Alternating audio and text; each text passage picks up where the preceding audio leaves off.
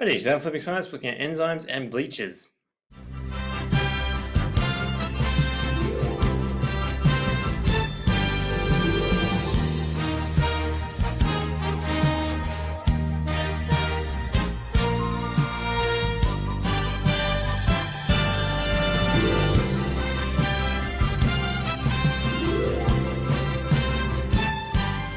So, you need to be able to describe the use of enzymes in detergents and explain why they're sensitive to changes in pH and temperature. Use the change in oxidation number of oxygen to show that hydrogen peroxide and oxygen are oxidizing agents. And describe how solid oxygen bleaches release oxidizing agents when dissolved in water, and explain why their effectiveness is affected by temperature. So enzymes are added to detergents because they're relatively cheap, they're stable, and they're safe to use. They're very good at doing particular types of reactions, and in this case, we're breaking up compounds that make up stains. So if we look at, say, protein-based stains, then you could use a protease enzyme that will break up parts of the protein, they'll break it up into little bits, and those bits will wash away. If we look at a lipase down here, lipases break up fats, so we've got a big fatty blob. We mix in our enzyme, and the enzyme breaks up the fat into smaller bits, which again can be washed away. So the enzymes, they're handy for breaking up particular types of compounds in stains.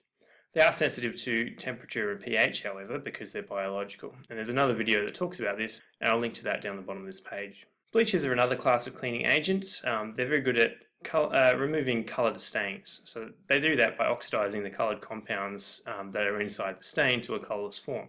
It doesn't mean the stain disappears magically, it just means you can't see it anymore. And if you can't see it, then it's essentially not there. The way that bleaches work is that they oxidize carbon-carbon double bonds that are present in many coloured compounds. And by oxidizing those, you break down the structure that's responsible for colour, so you don't see the colour anymore. So here's an example. Here we have some material, and we can see where the bleach has acted on the coloured compound there. So we can see that it's broken down the coloured compound in this bit here, so we're not seeing the blue colour that's present on the other sides anymore. There's two main types of bleaches, chlorine bleaches, where the active constituent is hypochlorous acid, and oxygen bleaches, where the active constituent is hydrogen peroxide. We'll talk briefly about hypochlorous acid. So hypochlorous acid is a good oxidizing agent. It's better than molecular chlorine or the hypochlorite ion because it doesn't have a charge. So if it's killing bacteria, for example, it can pass through the cell walls fairly easily. As you increase the concentration of the hypochlorous acid, you increase its ability to bleach because it has a high concentration. You do that by shifting the equilibrium position of particular reactions by modifying the pH. When you're buying chlorine bleaches, you're buying solutions of sodium or calcium hypochlorite. So we can have a look at how you can modify the equilibrium here to encourage more hypochlorous acid to be produced. So over here we can see that we've got hydroxide ions, so if we added a little bit of acid here, we'd get rid of the hydroxide ions, we'd push the equilibrium over to the right hand side, and we produce more hypochlorous acid, which is the bleaching agent that we really prefer. They both work in the same way though, so hypochlorous acid and hydrogen peroxide, which we're about to talk about, they oxidize those coloured compounds. So here we have a green smear, for example. It's reflecting green light. We're mixing it with sodium hypochlorite here, so we're using the hypochlorite ion to do the bleaching.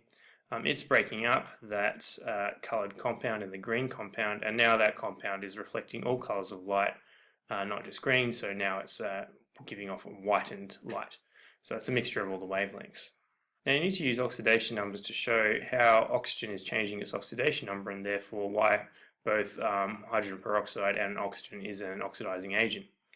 If we have a look at the hydrogen peroxide here, if we look at the oxidation number of oxygen and hydrogen peroxide, because it's a peroxide, rather than being its usual -2, it's -1.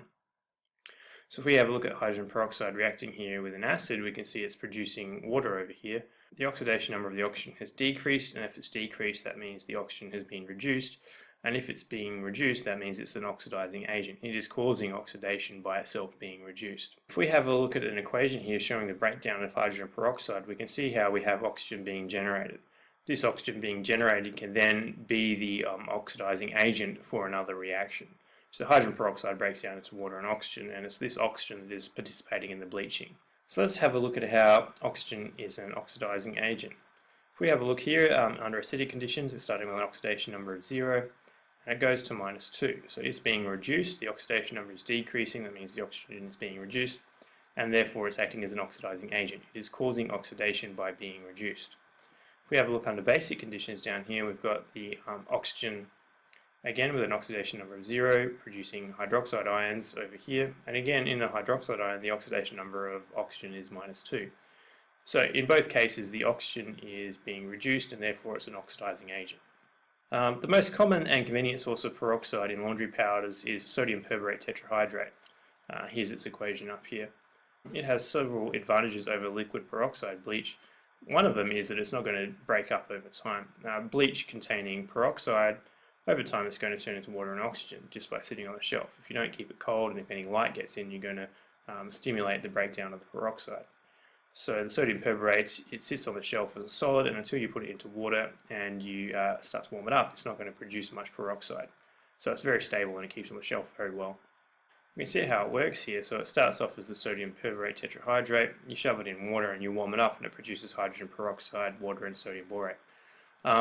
We're not worried about these bits, but we are producing peroxide. So this is handy because you can store this on the shelf quite safely as a solid, and it's not going to produce any peroxide until you put it in water and you warm it up. The reactions happen faster in hot water. Why do they happen faster in hot water? Why do most reactions happen faster when they're heated? You're increasing the activation energy of the particles on average, therefore more particles are going to have the required activation energy for the reaction to occur, so therefore there's going to be more successful collisions, so more product is going to be produced. So down here it says at 95 degrees, which is very high temperature and that could be damaging to clothing, we're going to get 90% of the peroxide being released from the sodium perborate. But at 50 degrees we get about 60%, which is it's a much safer temperature to wash your clothes. You're less likely to burn yourself, for example, to start with, but it's still releasing a decent amount of the oxygen that's stored in there. So now we've got some questions. State the chemical action of hydrogen peroxide that enables it to act as a bleach. So hydrogen peroxide is an oxidizing agent. It causes oxidation. That's pretty much all I would say. Explain why the rate of production of hydrogen peroxide from oxygen bleaches increases as the temperature of the water increases. As the temperature increases, more of the particles will have the required activation energy for the peroxide to break up into the oxygen.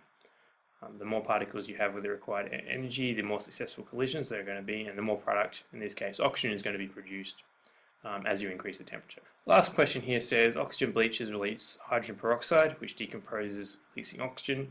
Write an equation for the decomposition of hydrogen peroxide. So we're going to start with hydrogen peroxide, so H2O2. When it decomposes, it produces water and oxygen. So H2O plus O2. We're going to have to double that and double that, I think. So we've got 4 hydrogens, 2 times 2 is 4 hydrogens, 4 oxygens, so 2 times 2 oxygens, 2 times 1, and 2 times 2, 2 oxygens. And there we go. So today in Flipping Science we talked about enzymes and bleaches. That's it for Flipping Science today. See ya.